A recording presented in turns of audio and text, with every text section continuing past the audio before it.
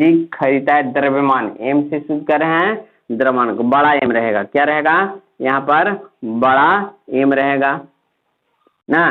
तो मान लेते हैं कि ये 2 kg खरीदा, कितना खरीदा 2 kg खरीदा, ये इतना रुपए है और ये इतना kg है। ध्यान से समझिएगा बहुत ही अच्छी तरीके से। ये पहला चावल है, क्या है पहला चावल है। दूसरा कोई चावल है ना, उसको खरीदी रेट यानी कि सीपी कितना है कॉस्ट प्राइस, तो ये दूसरा इसलिए 2 लिख दिए ना, ये पहला इसलिए फर्स्ट लिख दिए, ये भी पहला रेट है इसलिए M1 लिख दिए। और यहाँ पर ये दूसरा चावल जो है सिर्फ 20 रुपए हिसाब से यानी कि 20 रुपए kg बेच रहा है। दूसरा चावल जो है वह कैसे बेच रहा है 20 रुपए kg बेच रहा है, और वह कितना खरीदता है तो वह आपको यानी कि कैपिटल एम ना, कैपिटल एम वह कितना kg खरीदता है तो 3 kg खरीदता है। ये दूसरा जैसे कि kg इसलिए 2 कर दिए, कितना कर दिए 2 कर दिए।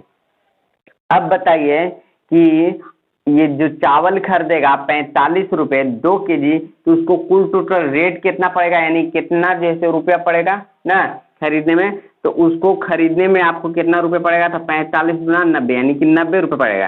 यानी कि यहाँ पर क्या कह रहे हैं कि सी कॉस्ट प्राइस और गुना M1 कर दे रहे हैं, तो ये क्या हो गया 45 गुना में 2 यानी कि 90, कितना 90 रुपया इसको पड़ा, कितना पड़ा 90 kg 90 रुपये पड़ा, कै रुपया 90 रुपया।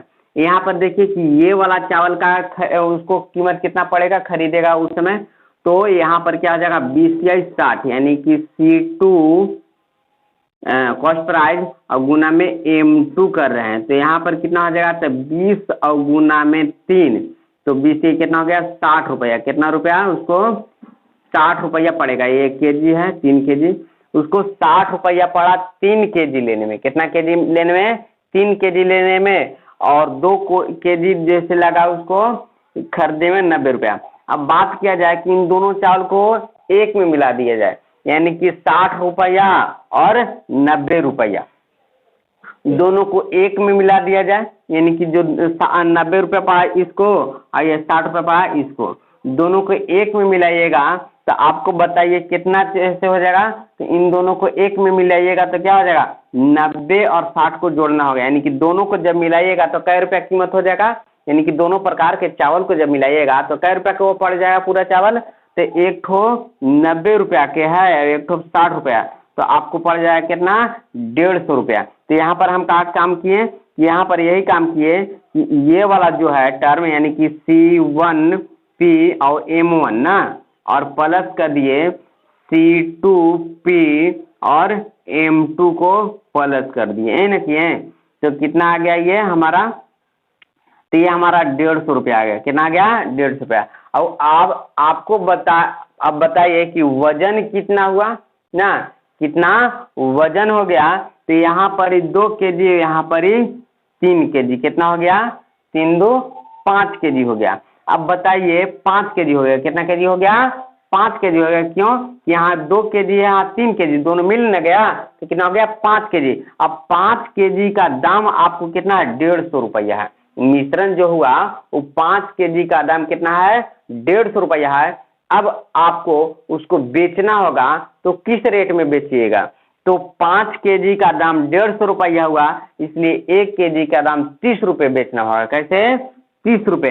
तो आप क्या कर रहे हैं कि इसमें भाग दे रहे हैं, क्या कर रहे हैं भाग दे रहे हैं, 2 और 5 को जोड़कर, 2 और 5 को जोड़कर, नहीं 2 और 3 ना 3 kg है, 2 और 3 को जोड़कर, तो यहाँ पर कितना आ गया आपको 3 2 5, 5 से भाग दीजिए 30 रुपये जैसे आपको बेचना है, कैसे बेचना है 30 रुपये बेचना है। तो यहाँ पर क्या किए कि इसका द्रव्यमान यानी कि पहला का द्रव्यमान दूसरा का द्रव्यमान को जोड़ दें, तो उसी तरह से यहाँ पर भी करेंगे कि M1 और प्लस M2 कर देंगे।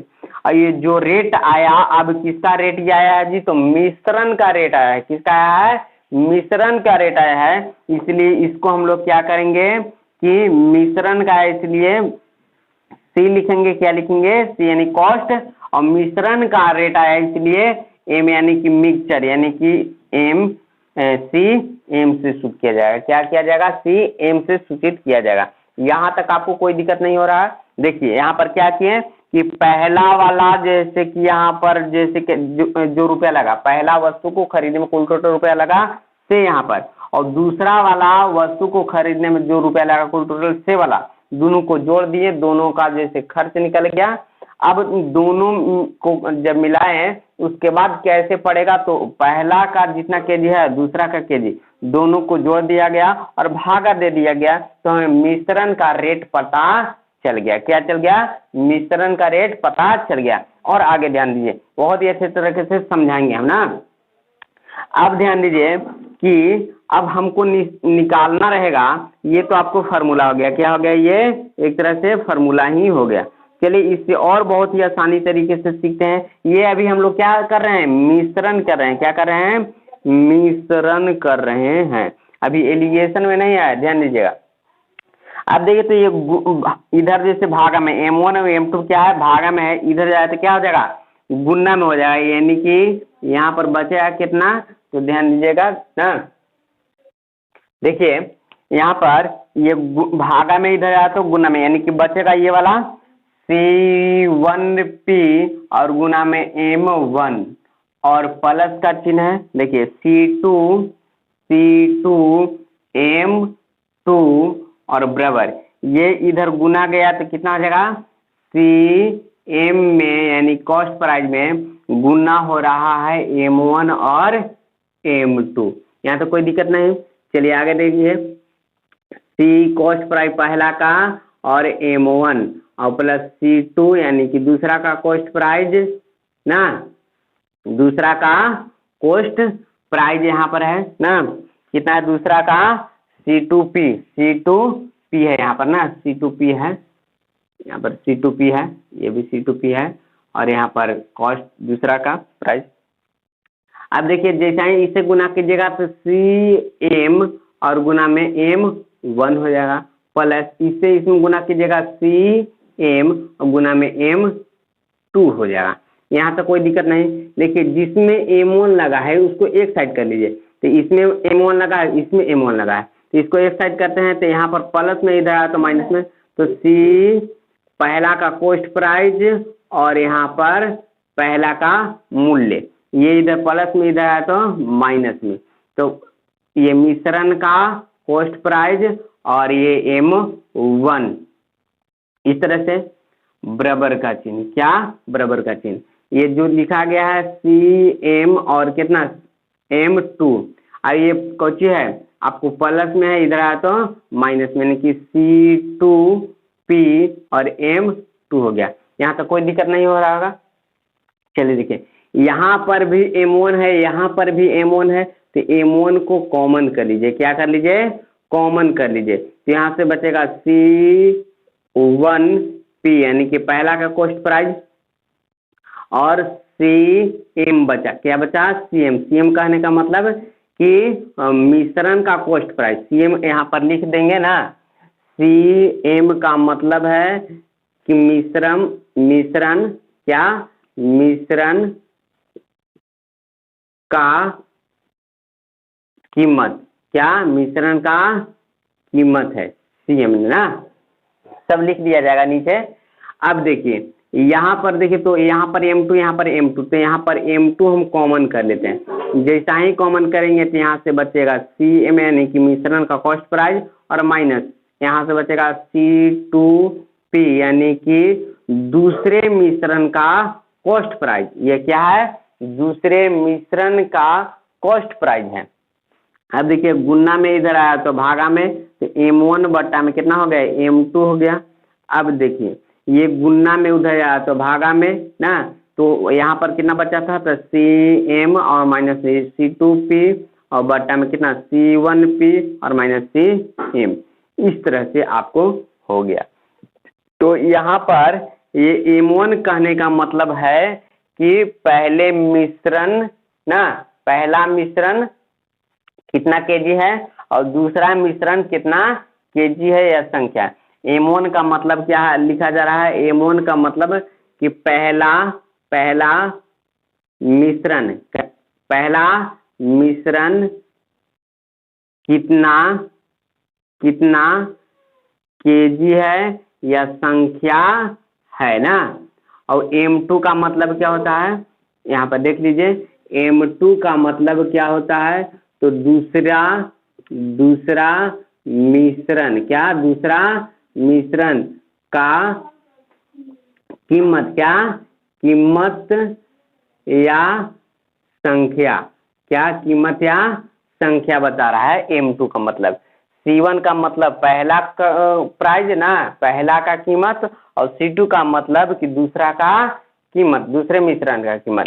तो इस तरह से आप समझ गए। अब देखिए इसी से यही जैसे कि आपको एक तरह से फार्मूला हो गया, इसी को देखिए ऐसे भी हम कर सकते हैं आसानी बनाने के लिए कि अनुपात में M1 और M2 क्या है, अनुपात में, इसलिए M1 को यहाँ पर लिख दिए अनुपात, M2 को यहाँ पर लिख दिए। और CM कहने का मतलब कि मिश्रण का कॉस्ट प्राइस। तो मिश्रण यहाँ पर देखिए, तो यहाँ पर जब रखेंगे तो दोनों का काम न करेगा, इसका भी इसका भी इसका भी इसका भी, दोनों का काम करेगा, इसलिए CM को हमको यहाँ पर लिखना होगा। क्यों लिखना होगा, क्योंकि मिश्रण का कॉस्ट प्राइस है। पहला का प्राइस, तो पहला का प्राइस C1P और दूसरा का प्राइस यानी कि C2P। इस तरह से आपको यही क्या कहलाता है, एलिगेशन कहलाता है। हम लोग जो पढ़ते थे कहते थे कि एलिगेशन और मिश्रण, वो एलिगेशन और मिश्रण क्या होता है, तो एलिगेशन मिश्रण ये सब कहलाया ना, और ये जो फार्मूला हुआ ये एलिगेशन कहलाया ना। कैसे, तो आप लोग सीखे होंगे कि त्रिभुज का क्षेत्रफल जैसे क्या होता है, तो आप लोग सीखे होंगे हीरोन का सूत्र। तो हीरोन का सूत्र अलग है ना, वो सूत्र है हीरोन का, उसी तरह से एलिगेशन एक सूत्र है। एलिगेशन क्या है, एक सूत्र है। तो आज के बाद समझ जाइएगा ना। तो यहाँ पर क्या है, तो यहाँ पर जो लिखिएगा यानी कि यहाँ पर मूलधन लिखिएगा तो यहाँ पर मूलधन लिखना होगा, यहाँ पर भी मूलधन लिखना होगा। अब यहाँ पर आपको संख्या आएगा, क्या आएगा, संख्या आएगा या कीमत आएगा, यानी कि जो भी आएगा पूरी तरह से आएगा, आधा नहीं आ सकता है। चलिए इस पे कुछ क्वेश्चन कर लेते हैं ताकि आपको पूरी तरह से समझ में आ जाए।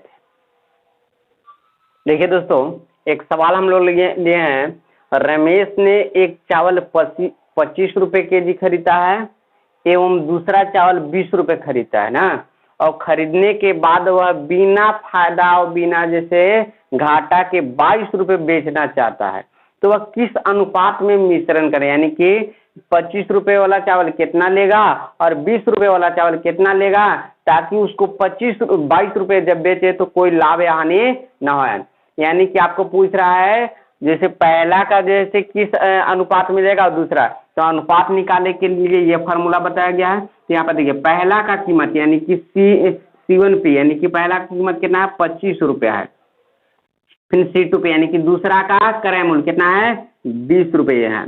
और फिर आपको कहा जा रहा है कि मिश्रण का कीमत यानी कि CM आपको दिया कितना, 22 रुपये। फिर आपसे पूछ रहा है किस अनुपात में मिलेगा, तो अनुपात तो आपको यहाँ पर ऐबे करेगा। तो देखिए घटाते हैं, तो घटाने का नियम होता है कि आप इसमें से इसमें घटाइए या इसमें से इसमें घटाइए, आपको कोई फर्क नहीं पड़ने वाला है, माइनस में आया प्लस में। तो देखिए तो 22 में से घटाना कैसे, तो इस तरह से घटाना है, तिरछा तिरछी घटाना है। क्या घटाना है, तिरछा तिरछी। अब बताइए ये 25 में से 22 जाएगा तो आपको बचेगा 3, और 20 में से 22 नहीं जाएगा, इसलिए 22 में से 20 को घटा ले तो बचा 2। यानी कि कहने का मतलब है कि जो 25 रुपये जो चावल है, 25 रुपये जो चावल है वह आपको कितना केजी खरीदना पड़ेगा, तो 2 केजी खरीदना होगा। और ये जो चावल है 20 रुपये जो चावल है आपको कितना खरीदना होगा, तो आपको 3 केजी खरीदना होगा। और खरीद के अगर मिला देते हैं, मिलाने के बाद 22 रुपया देते हैं, तो आपको न तो लाभ होगा और न ही फायदा होगा। तो चलिए उम्मीद है कि आपको बहुत ही अच्छी तरीके से समझ में आया होगा। अगर समझ में आया तो दोस्तों के साथ शेयर कीजिए, चैनल को सब्सक्राइब कीजिए, और ऐसे ही हम लोग जैसे आगे वीडियो बनाते रहेंगे और मिश्रण को खत्म कर देंगे और पूरा क्वेश्चन जैसे आपको सॉल्व किया जाएगा और पूरी तरह से अच्छी तरीके से समझ में आएगा, कॉन्सेप्ट आपको बताया गया और फार्मूला भी सिद्ध किया गया। चलिए देखने के लिए थैंक यू।